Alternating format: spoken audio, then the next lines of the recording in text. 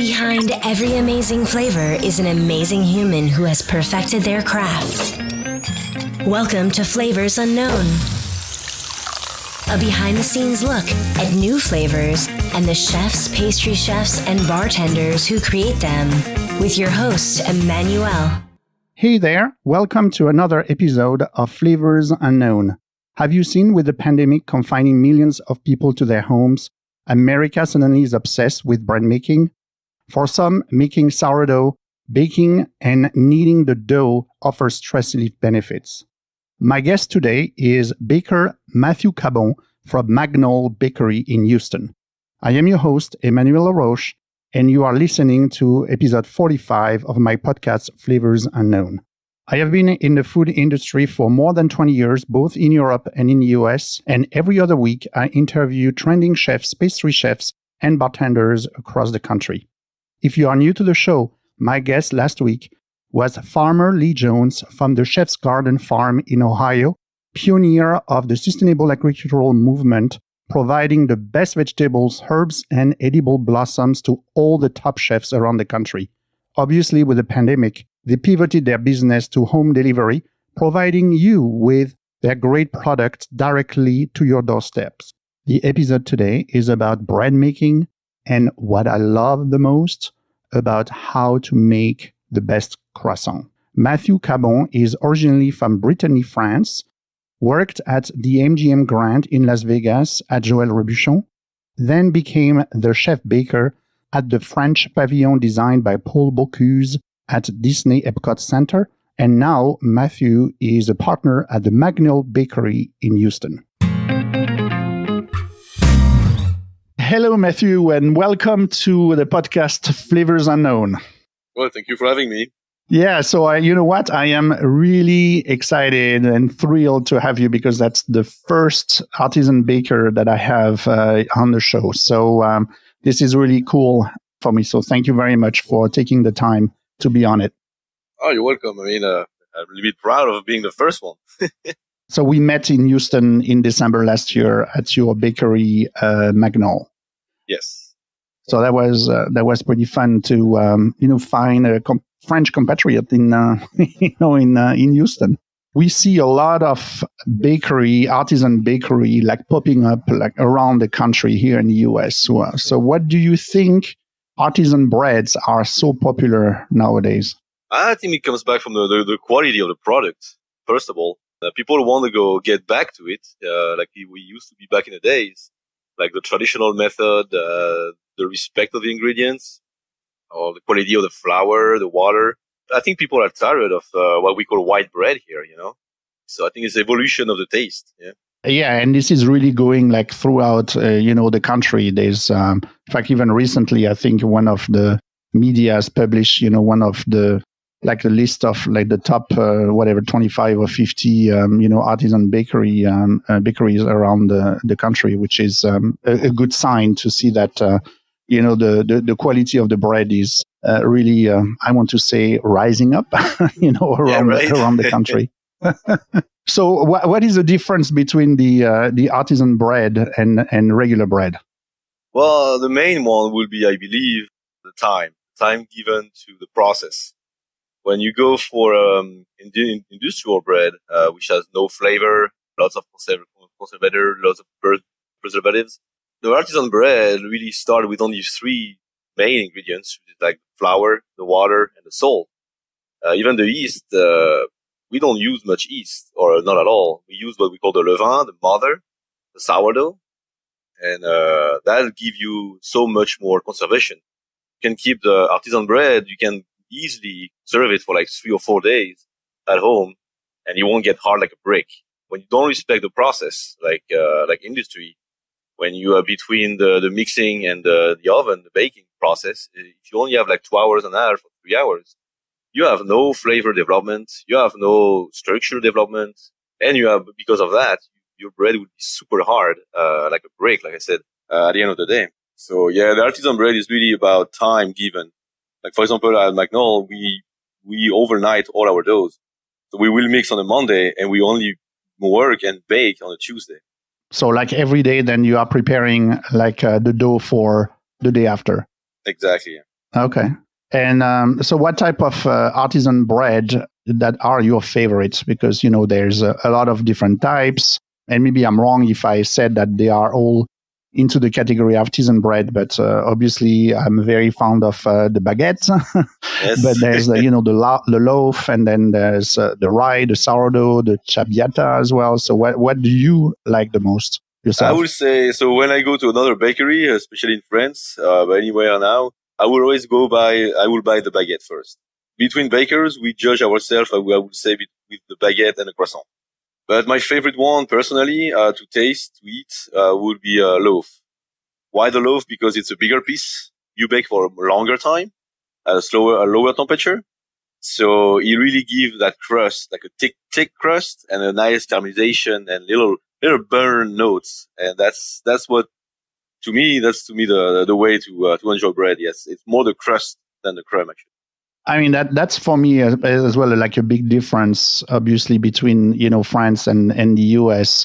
And I'm asking you the question about, the difference of the preference, in fact, that exists between the Americans and the French, because I'm always, if it's not like an artisan bakery, I'm disappointed with most of the bread here in the US, because I love the contrast of the crunchy crusts and, the soft of the texture, inside.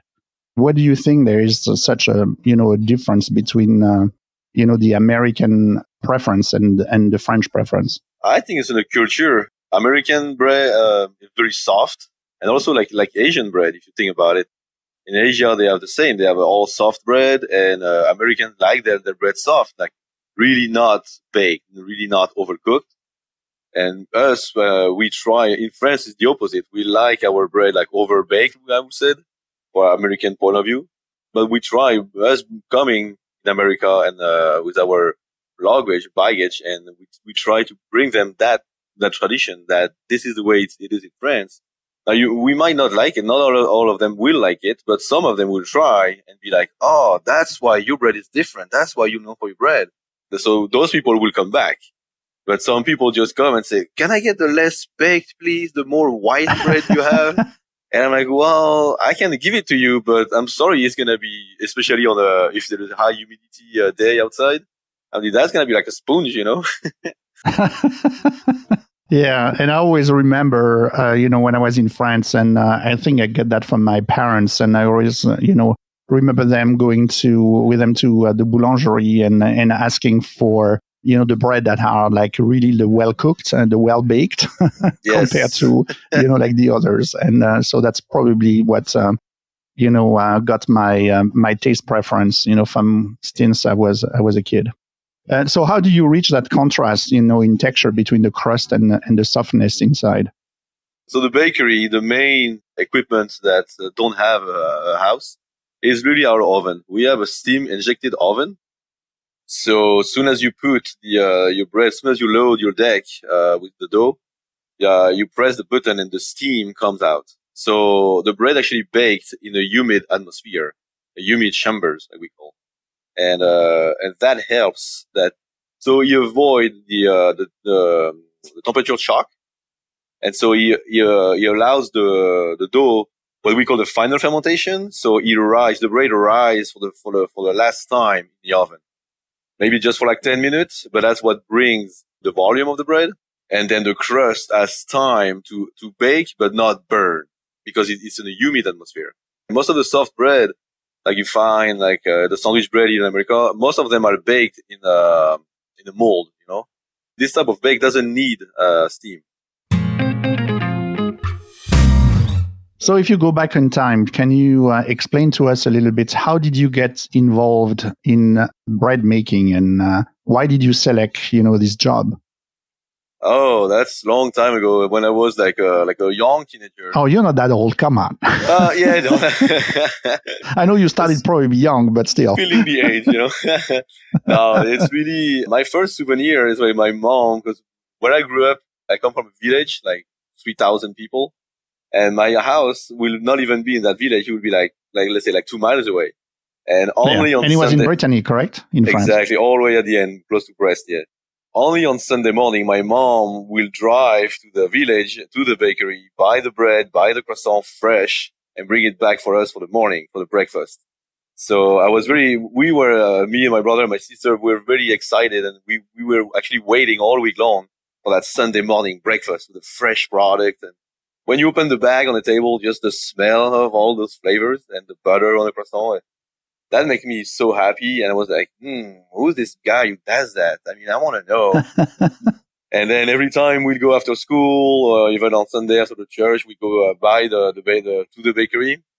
And most of the bakery in France, the door of the lavatory of the kitchen, most of them are open. And I would sneak my head through the door and look at those guys working. And when you put your head there, seriously, the flavors, the smell of the fermentation really like hit me. And I'm like, that might be nice. That's a place I want to go. I want to see how it is. And so I was 15 years old, and I wanted to go bakery. And my dad say, well, yes, but what about in 6 months? You realize it's not your passion and you don't want to do that anymore. Then you stop. So he says, so from 15 to 18, you're going to go high school, and then you're going to figure it out. And I would say, okay. Okay. So, yeah. Yeah. So you were after that, I mean, you were on a training, in Brittany, how was it like, what was the day like in the life of a young baker in France at that time? Yes, Can you take us through it? So I started at 18 years old, really, the baking study.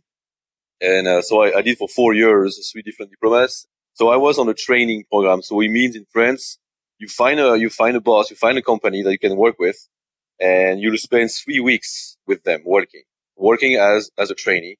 And then 1 week a month, I was going to school to study the science, to study the biology, to study the why and the hows. And so my day was starting at 5 a.m. or 2 a.m. and working an hour, 7 or 8 hours, sometimes more, of course. It was very interesting because when you walk in for the first time, you have really no idea what's going on. And the magic of seeing this thing like called the dough rising, just like, and then you have someone who knows and is passionate. I met that guy called Patrick, and he was passionate by his work and his product, and he really gave me the passion, yes, the respect of the product. Because we always say the real boss in a bakery is actually not the chef baker, it's the dough itself. Because you have to follow the dough. The dough will not follow you. If you're on a rush and you rush your dough, she's gonna make you pay the next day. And if you're late, it's overproof, then there's nothing you can do about it. So actually, the real baker follows the dough. It's not the opposite. The real baker follows the dough and not the reverse. Okay, that's another learning for me. So that means that, and every day, yes, you are telling us that this is different, correct? It's different based on the atmospheric condition, the humidity in the air, all of this? Yeah, the temperature of the laboratory, even if it's stormy outside, it's going to be the atmospheric pressure. If it's high or low, he does play with the fermentation, the speed of fermentation. That's why we take temperature of all the ingredients, the water, the flour. We have all this information available with us. And we know when my guy pour the water, I always make sure they know what are they doing. If it's hot outside, you need to put a little bit lower temperature on the water. If it's cold outside, you need to go higher to respect your timings. Because we say, yes, you have to wait an hour before you fold. Well, this is just an indication. And the real baker will know, okay, today is going to be 45 minutes. Today is going to be an hour and 15 minutes just to get to the final product, like consistency on the final product.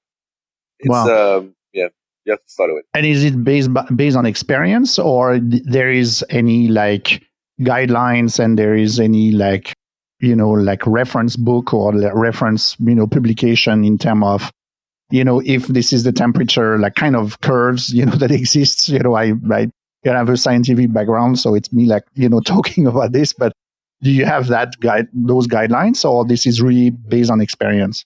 I would say yes, you do have the guidelines. The good recipe comes, especially from professional. The recipe comes with temperature and timing. But like I said, I was doing bread in Las Vegas. It's not the same as Orlando, or it's the same like in Brittany, France. So what you do is you take that recipe from the book and you follow perfectly that recipe. And then you adjust. For the next week, you're going to be adjusting the timing, the amount of flour, the amount of yeast, the amount of the hydration, And then you get to the product that you really want and it works. So you're talking about Vegas. So obviously, so you were in Brittany and you decided to make the move and to come to the US back in 2007. So why did you decide to come to the US and why did you end up in Las Vegas? So it's funny because I actually never decided to come to USA. I was 25. Yeah. I was 25 years old and I was like, okay, I want to discover the world. I want to see different people, different culture. I want to meet the world. So I just what I did, I just post online my resume and I just wait. And I was so close to sign a contract in Koh Lanta Island, close to Thailand, with a French guy. That was the dream. Like you bake on the morning, on the afternoon, I show you the surf. You're gonna work with Thai people, local people. You're gonna go in the culture, and I'm like, wow, that's the dream right there. And then one day my phone rang, and I hear this voice like, "Hi, my name is Kamel Kishida, and I'm the pastry chef for Joël Robuchon, Las Vegas. Are you still available? Uh-oh. Are you still looking for a job?" And I'm like, this is a joke, right? And he's like, no, I repeat, Joël Robuchon, Las Vegas. Joël like, Robuchon, yes. Wow. Only with that name, I'm sure that's... Exactly. I was it's like, wow. It's important in a decision, yeah. So I was like, okay, well, let me think, and that was the choice was very easy. It was all the dream or the opportunity. And the dream, you can always go back to your dream. The opportunity, you take it or you leave it, but you might not never come back. And so that's why I decided to follow him. And 6 months later, I was in Vegas. So yeah, big shock coming from my my very Brittany. Different from Brittany, yeah. that was something, yes. That was a culture shock. but we were well surrounded, and they really helped us at the beginning to move in and get installed, and because we were a team, like really, it was lots of French people there. We worked in on the G1 visa, and so they had a little program. So they made it easy for us, yeah. Did you have the chance to meet Joël Robuchon or no? Yeah. He was back in the days. He was coming like 3 or 4 times a year to Vegas. Yes, so very intimidating. The first time you shake his hand, it's just like, wow, sir, bonjour. Yes, it's very intimidating, yeah. But what a palette, what a chef. And so you were the head baker after there, correct? At the MGM Grand? Yes. So me and my team were just working for Joël Robuchon. What was that experience? So how is it, to be at the Joël Robuchon place in the MGM Grand in Las Vegas? It's nerve-wracking. Now, what you learn really on those 3-star Michelin restaurants, to me, it's more than the high quality and the respect of the product. What's the real focus is really the consistency of the quality every single day. By respect to those customers and our guests, there is no mistake possible. That's really... But I'm sure it was like a time of adaptation for you, because even if I'm an expert, in the area of bread making, but I can tell just by using, some of the ingredients that the flour, in the US is completely different from the one you were probably used to, when you were in Brittany, correct? Yes. So the dough was not working the same as I was used to in Brittany, back in France. But at the same time, I work in a bakery that the book of recipe was there already, and it was some people working there, so they knew what they were doing. All I had to do was just to catch up, But it could probably be your recipes that you had, like the exact recipes that you had in France were not easy to transpose, correct? Exactly. We talked earlier it's about adaptation. You have to play with the percentage of the hydration and the timing. Sometimes it's longer, sometimes it's faster, stronger, because the wheat in America are much stronger than the one in France. What does that mean when you say the wheat is much stronger? In terms of taste, you mean? Yeah, taste and texture. Yeah, it doesn't. You absorb much more water than in France, for example. So then you have to adapt. Yeah. And then in 2013, you became the chef baker of the French pavilion at the Disney Epcot Center that was designed by the son of Paul Bocuse, correct? Yes. Oh, it was designed by Paul Bocuse and run by his son, correct? Sorry, I made a mistake here. His son, Jérôme, yes. Yeah, Jérôme Bocuse, yeah. So how was it different from Las Vegas? So over there, is the high production.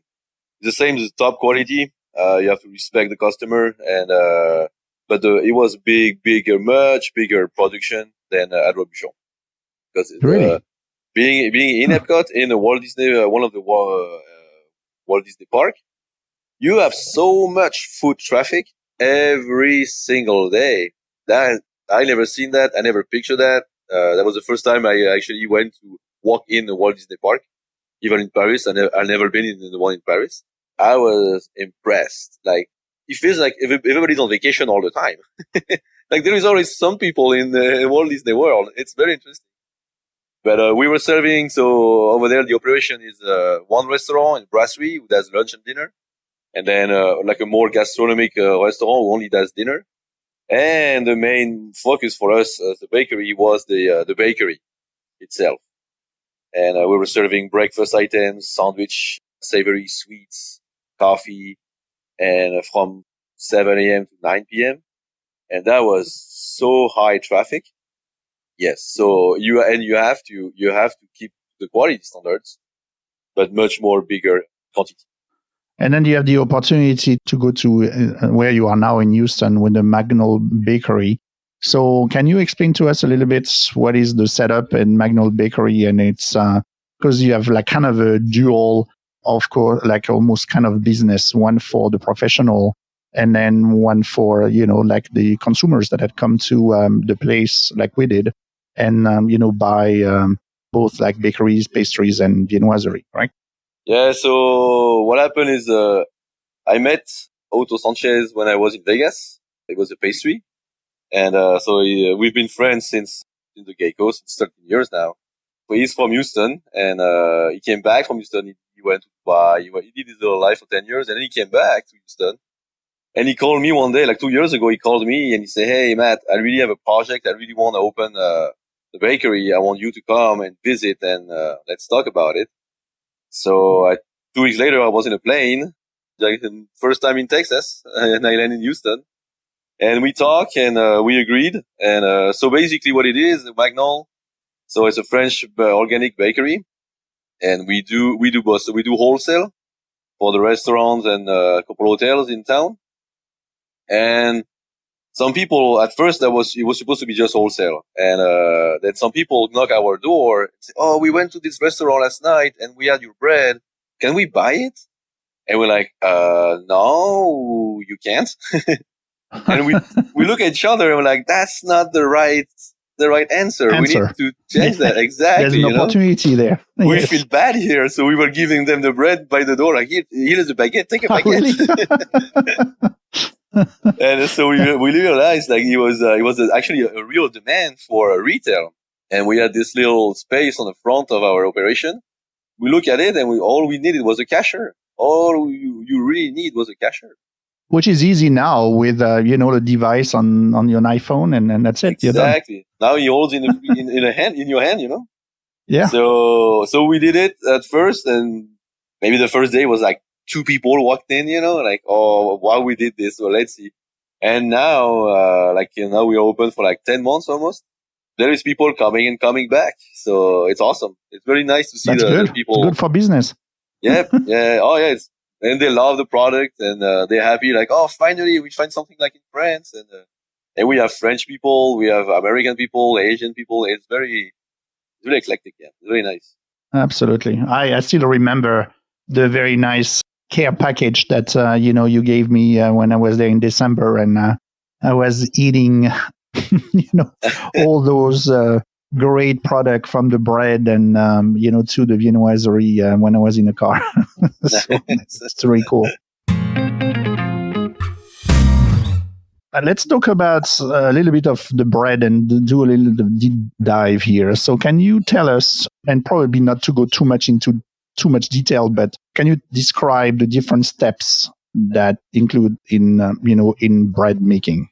Yeah, so to be like general, basically you'll start with so you're gonna scale your ingredients, then you're gonna mix. Then there is different style of mixing. You can mix in one shot, you can mix in different steps, you can rest your dough between. Then you let your dough resting for a certain amount of time. And then you will divide, pre-shape, let it rest again. And then you will shape, and then you let it proof. And then you will bake it. So basically that will be the 4 main steps. Now for different bread, like you take, let's say the pain de mie, for example, the sandwich bread, you will do this process in about an hour and a half before the oven. Between the mix and the oven. Oh, those 4 steps. Okay. Yeah, exactly. But for a nice pain campagne, like a sourdough, you can easily go to over 24 hours. Some recipes go 72 hours. For which one? Sorry, 72 you said? Which one? Oh, for some traditional bread, like in France, like sourdough, like rye bread, for example, you can go over 72 hours process, yes. And what's the time, the average time for a baguette? I would say 24 hours is good. It's pretty much what we do. So yeah, you will mix the dough the day before and you let it rest in a cooler, like at 4 degrees Celsius, like 38 Fahrenheit. Or you can also shape the same day and let it sit in like 6-7 Celsius degrees. So that your yeast, at 4 degrees, your yeast is sleeping. Your fermentation, I'll say agent. So sourdough, for example. So at 4 degrees Celsius, it will sleep like in a cooler fridge temperature. Now, if you go at 6-7, it will slowly ferment. That's where you get the really nice deep fermentation flavor. This is because of this temperature, and then be very careful the way how you do it. That is going to have an impact, for instance, on the size of like the bubbles that are inside, the soft texture of the bread. Yeah, so that is accumulation of all different steps. If you want a nice alvéolage inside, first of all, the mix can't be intensive, what we call intensive, meaning like on second speed for like 10 minutes. Now, you just do a slow mix on first speed. You respect the time. You give the time to the gluten to absorb and all the water, flour. Let a lot of time resting. Then the way you shape it, you're very gentle with the dough. So, you won't get a lot of volume to your bread, but you'll get a very nice inside.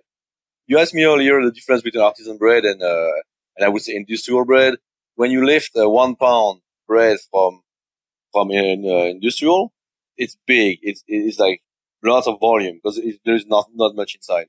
When you take the same amount and of artisan bread, the bread will be like twice smaller, like really like because fermentation.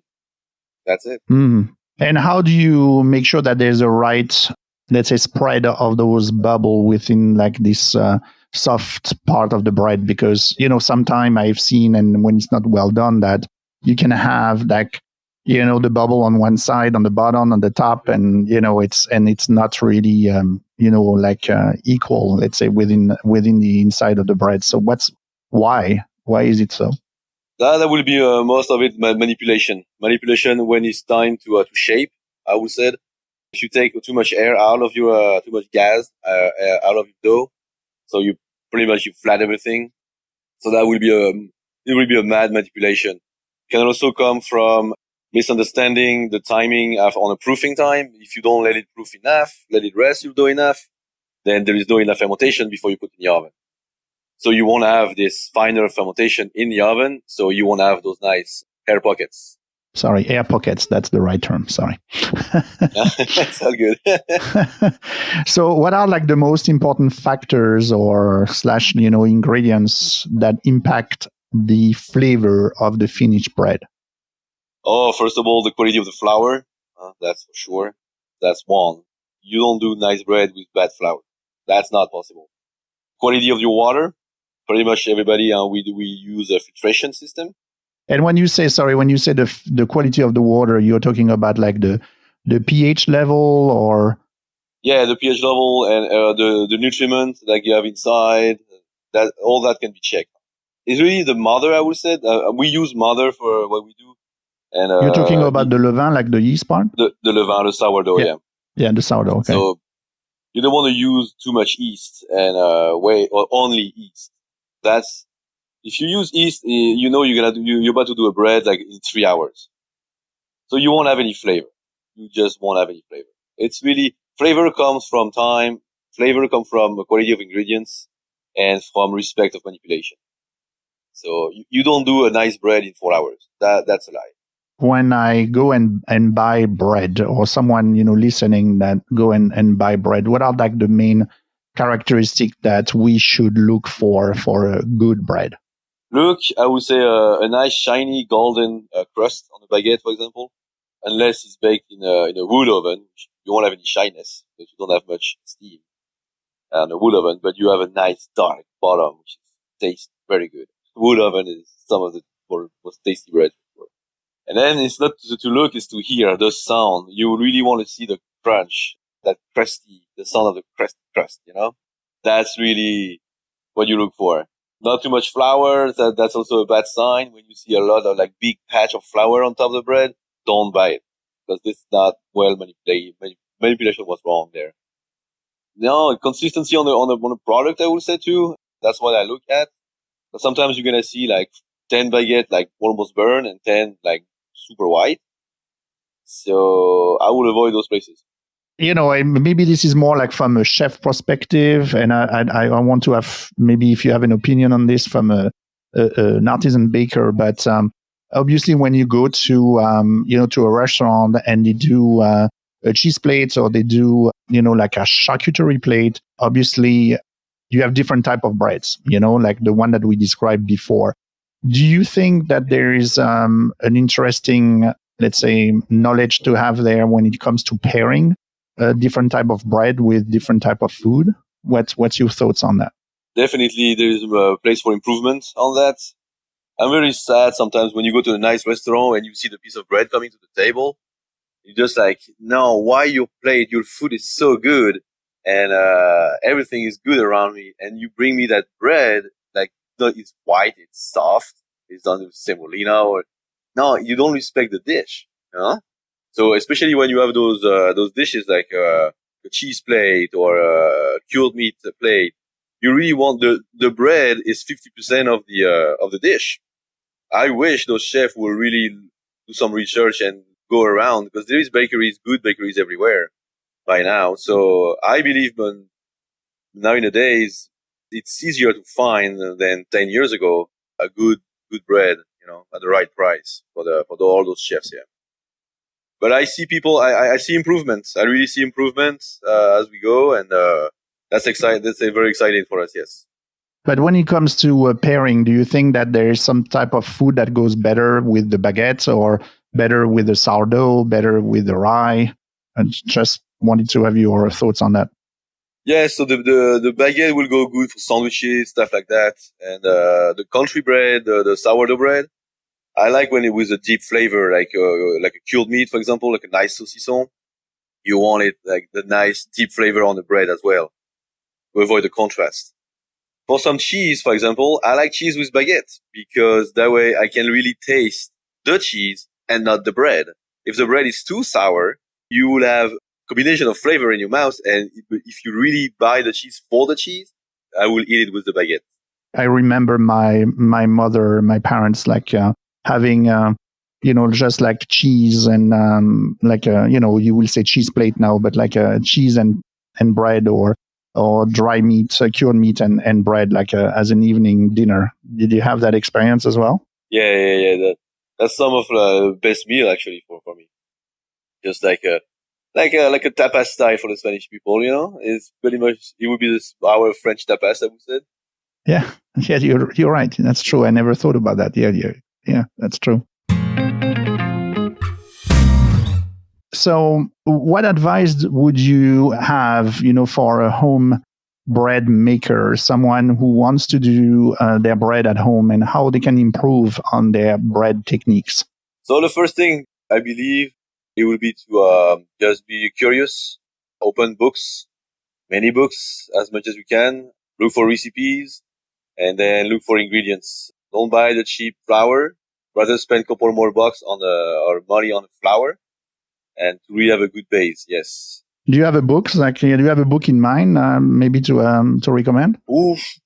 No, not really. No, not one particularly. No. It's really a combination of different. Because one chef, one baker will give you his vision of bread, Doesn't mean it's the one you like. Doesn't mean the one you match with. That's why I say always many books. Open many books from different people. For the homemade, I would say, so what's critical for bread making is really temperature and time. So respect those. Have a thermometer with you, but this is very important because, slow temperature dough is gonna take forever, and if it's too hot, it's gonna be too fast. So temperature control, it's what you need to master. You need to learn about. Yes. Then for the oven, the main piece that people don't have at home, there is tricks for the steam injected. So what we call in French the grandma, when my steam system doesn't work in the oven, the grandma style is to put a bowl of water before, like half an hour before you put your bread in. You will put a nice amount of water in a bowl in on the bottom of your oven. And so what it creates evaporation. So the chamber of baking becomes humid. And soon as you're about to load, you take that bowl out and you load your oven. You load your bread. So that's one trick. Now there is something like you can look at, and it's called Dutch oven. Yeah, Dutch oven. It's kind of like a ceramic containers with a nice lid. It's heavy, and to me right now it's the easiest tool to use at home, and you can really get nice results, nice crunchy and like a kind of shiny crust. To me, that's the best. Yeah, really equipment to get. Yes. Okay. Wow. Dutch oven to make your bread at home. Here you go, guys. So let's talk a little bit about viennoiserie, because we haven't, we talk a lot about bread, but obviously you are a master, not only a master baker, but as well a master in viennoiserie. So for the people listening that maybe are not familiar with the term, viennoiserie, which is obviously a French word, what's the difference between patisserie and viennoiserie? Okay, so viennoiserie is basically so the main will be the croissant. That's the image that you have. So basically, what it is, it's a folded dough. You fold butter into a batter, and so what it creates is when the product rises on the oven, those little thin layers of butter actually boil, and that's what brings what we call the puffing thing. So basically, it's what it is. It's mastering how to layers butter. And then from that, you can do really lots of different savory and sweet, like all the fruit Danish. You can do spinach. You can do a lot of the quiche. Can be done like that. There is so many product and direction you can do when you know a little bit about viennoiserie. Yes. So at the beginning of the call, you said that when you are an artisan baker, the way how you judge the quality, of other bakers when you go to, their store is 1, the baguette, and 2, the croissant. So tell us a little bit, what does that mean for you, and what makes like a great croissant? So to me, the croissant has to be light. And if you take the croissant and it feels heavy in your hand, the inside won't be good.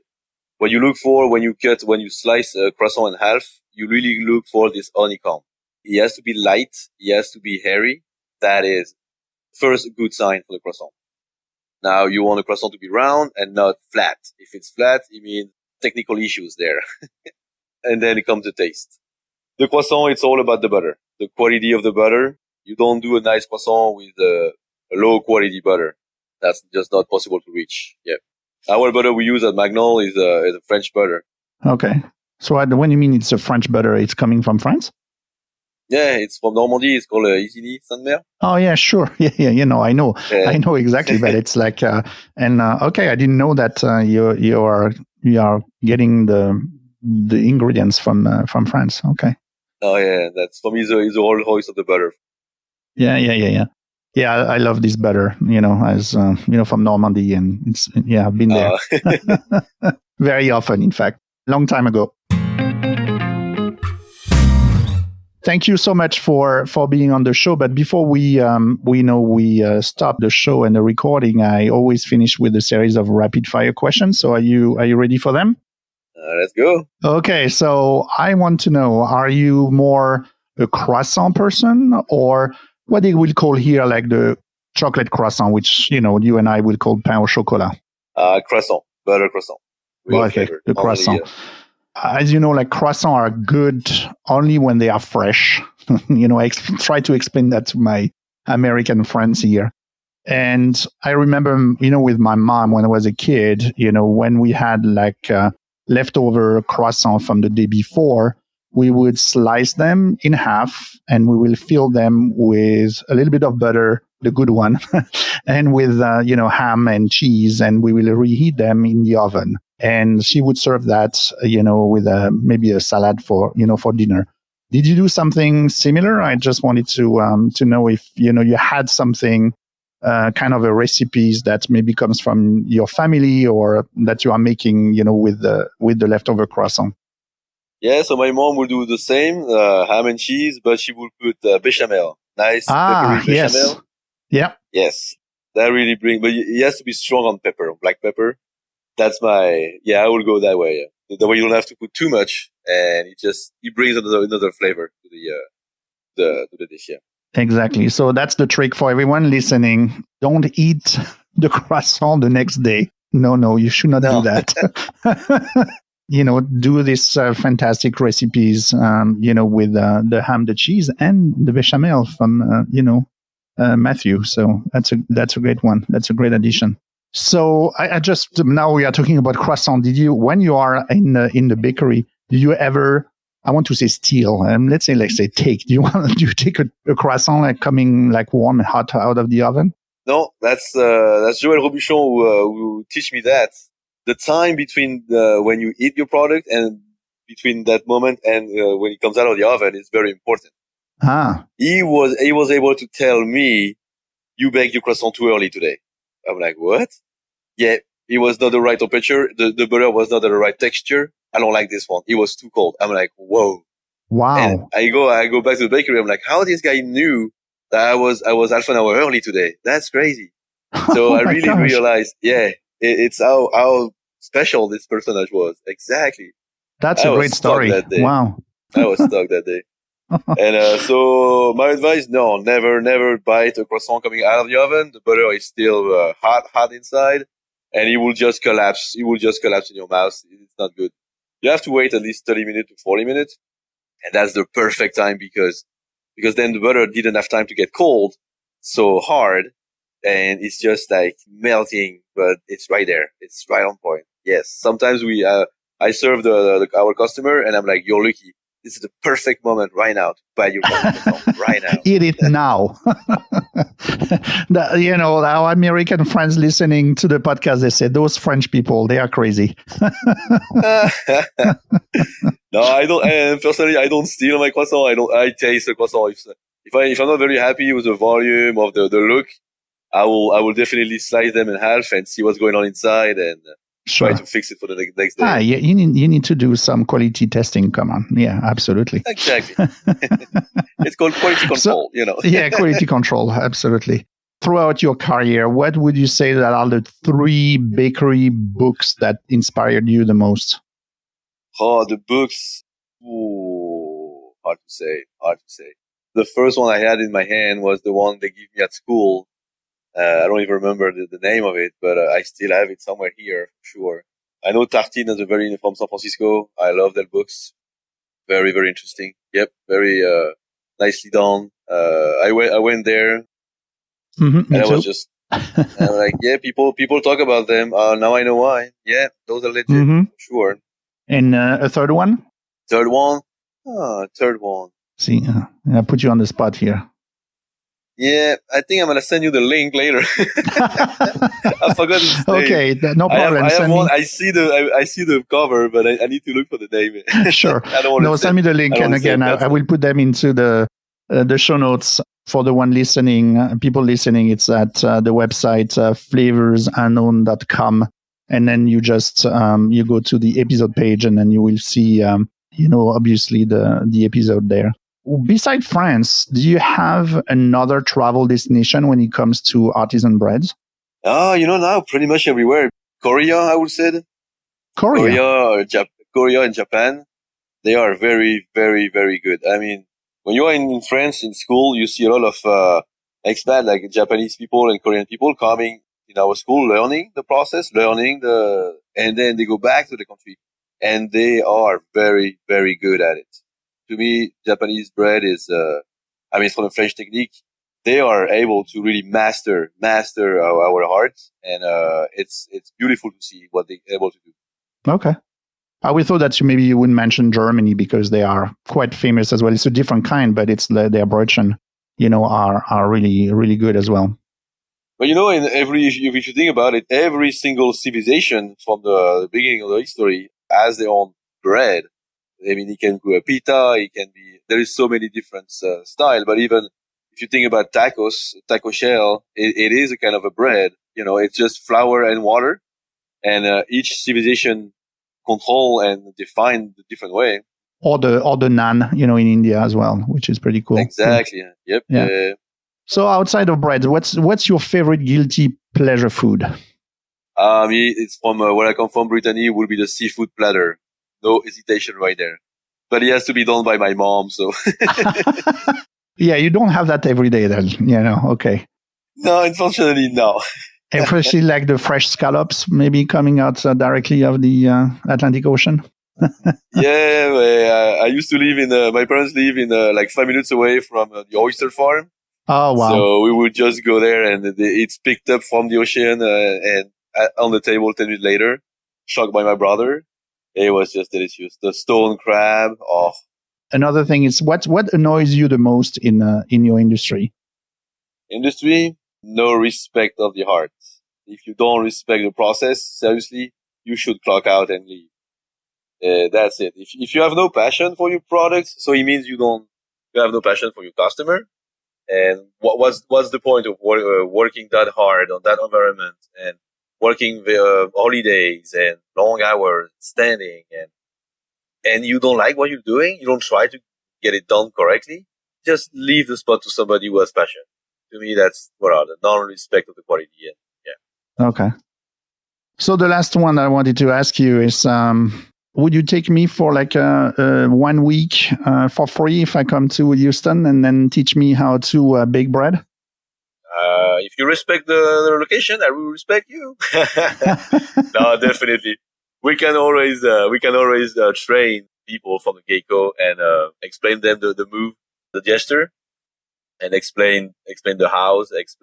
I'm not saying you'll be able to go home and make the same baguette, but I can tell you, you'll be able to get something correct out of your oven, yes, and to please your own customer, that's for sure. In 1 week, it's enough, yes.